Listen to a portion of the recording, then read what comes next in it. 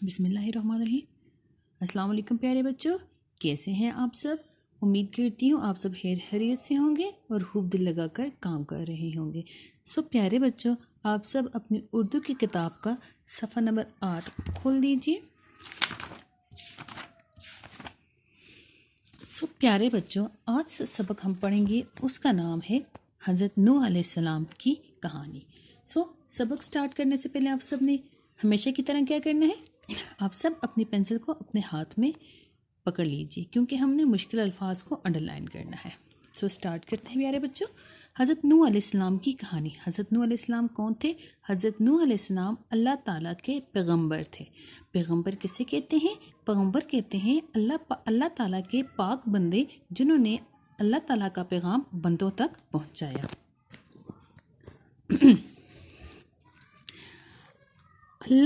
اللہ نے دنیا میں بہت سارے ایسے انسان بھیجے جو لوگوں کو اچھی باتیں بتاتے اور برے کام کرنے سے منع کرتے تھے۔ ایسے انسانوں کو نبی کہتے ہیں۔ اللہ کی آخری کتاب قرآن پاک میں کچھ نبیوں کے نام اور ان کی کہانیاں ہیں۔ ان میں سے ایک کہانی حضرت نوح علیہ السلام کی بھی ہے۔ ٹھیک ہے پیارے بچوں؟ حضرت نوح علیہ السلام اللہ کے نبی تھے۔ نبی کو انڈر لائن کر دیں۔ نبی کسے کہتے ہیں؟ نبی کہتے ہیں اللہ تعالیٰ کے پاک بندوں کو۔ ٹھیک ہے؟ وہ لوگوں کو اچھے کام کرنے اور برے کاموں سے بچنے کے لیے کہتے رہے۔ وہ بہت دنوں تک بلکہ بہت سالوں تک لوگوں کو سمجھاتے رہے، لیکن کچھ ہی لوگوں نے ان کی باتیں سن کر برے کاموں کو چھوڑا، باقی تمام لوگ برے کاموں میں مصروف رہے۔ اس پیراگراف میں ہمیں یہ بتایا گیا ہے کہ حضرت نوح علیہ السلام جو اللہ تعالیٰ کے نبی تھے، انہوں نے لوگوں کو اچھے کام کرنے اور برے کاموں سے بچنے کے لیے کہا، لیکن ان میں سے بہت سارے لوگ تھے جنہوں نے ان کی باتوں کو سنا، اور کچھ لوگ ایسے تھے جنہوں نے ان کی باتوں کو نہیں سنا اور برے کاموں میں مصروف رہے۔ مصروف کا مطلب کیا ہوتا ہے؟ لگے رہے۔ ٹھیک ہے؟ مصروف کا آپ انڈر لائن کر دیجئے، اور مصروف کا مطلب ہوتا ہے لگے رہے۔ پیارے بچوں، اگلے صفحے کی طرف آ جائیں۔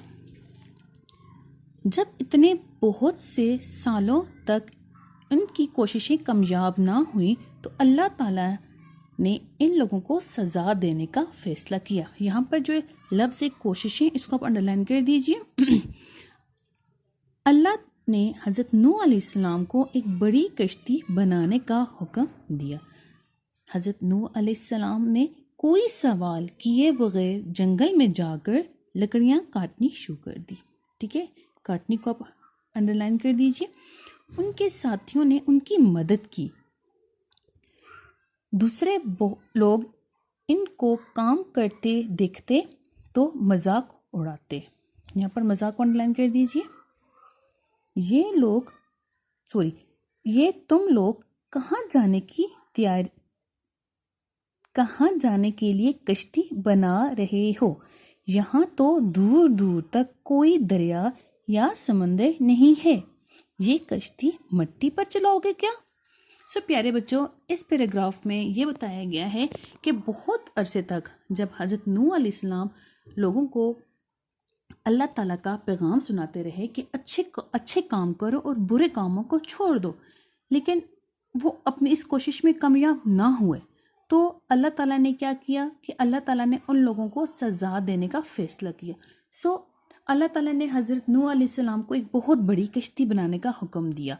تو حضرت نوح علیہ السلام نے اللہ تعالیٰ سے بغیر کوئی سوال پوچھے جنگل میں چلے گئے، وہاں پر انہوں نے لکڑیاں کاٹنی شروع کر دی۔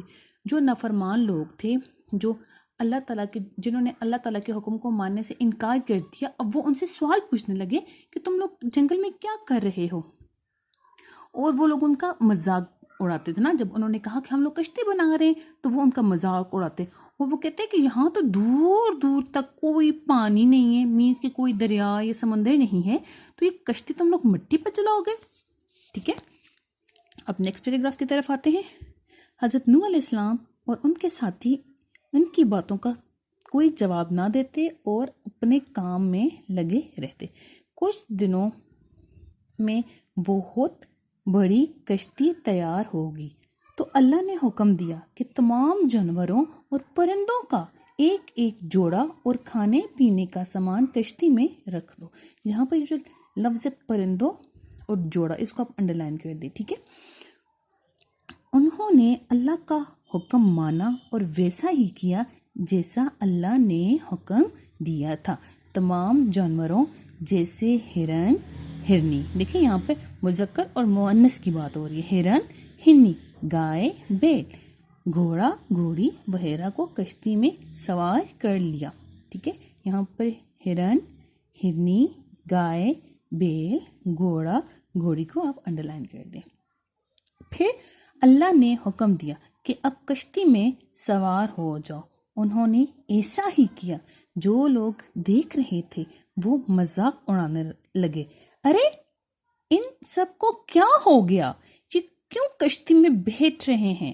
نافرمان کو آپ انڈر لائن کر دیجئے. نافرمان کیسے کہتے ہیں؟ نافرمان جیسے کہ اب یہ لوگ اللہ تعالیٰ کے نافرمان تھے نا، مین کے اللہ تعالیٰ کے حکم کو نہیں مانتے تھے، اس لیے ان کو کیا کہا گیا؟ نافرمان. ٹھیک ہے. بات نہ ماننے والے کو یا حکم نہ ماننے والے کو کیا کہتے ہیں؟ نافرمان. نافرمان لوگوں میں حضرت نوح علیہ السلام کا بیٹا بھی شامل تھا. حضرت نوح علیہ السلام نے اسے پہلے بھی سمجھایا تھا لیکن وہ نہ مانا. ایک بار پھر انہوں نے اسے بلایا مگر اس نے کہا میری فکر نہ کریں، مجھے کچھ نہیں ہوگا. ٹھیک ہے.